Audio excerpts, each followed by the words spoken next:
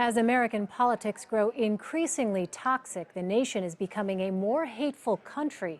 That's according to the Southern Poverty Law Center, which found extremist groups are on the rise. The group says 2015 may have been the most volatile year the country has seen since 1968. The organization found the number of hate groups operating in 2015 was 14% higher than in 2014. It also found anti-government patriot groups like armed militias and others animated by conspiracy theories also grew 14% during the same period.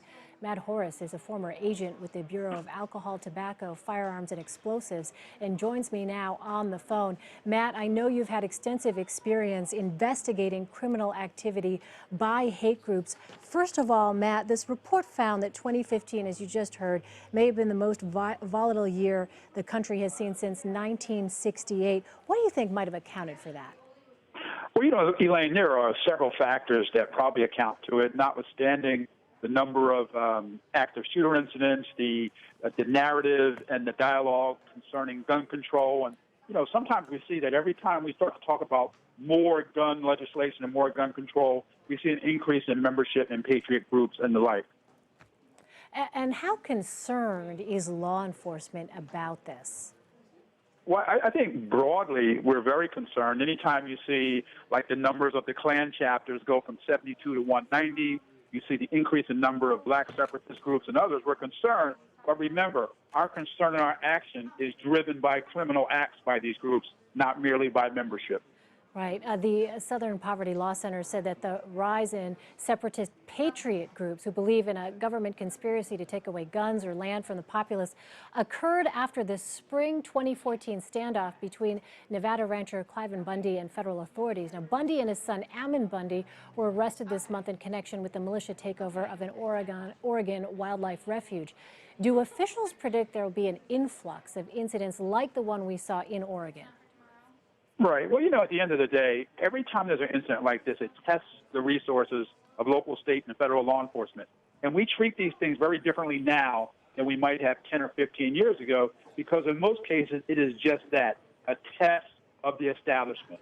Now, anytime, again, we start talking about gun rights, gun legislation, we start to see an increase in these tests.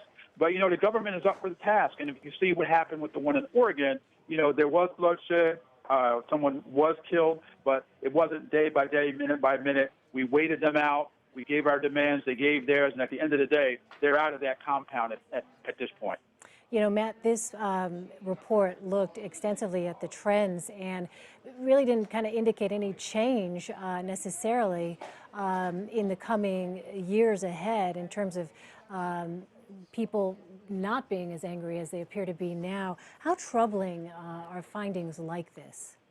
Well, they're very troubling, but, you know, we live in a very complex time now. If you look at the past year, 2015 was a very explosive year in the country, notwithstanding a lot of the police incidents that we saw, you know, the optics of watching these things happen on camera, the election and what candidates are doing and saying to help fuel or calm down the issues. The separatist movements, Black Lives Matter movement. You have the patriot movements in the West. And, you know, I lived in the West in the Rocky Mountains, and those are very strong movements out there, and it really tests all of our patients. It tests the resources of law enforcement, but it creates a very different optical reality for all of us.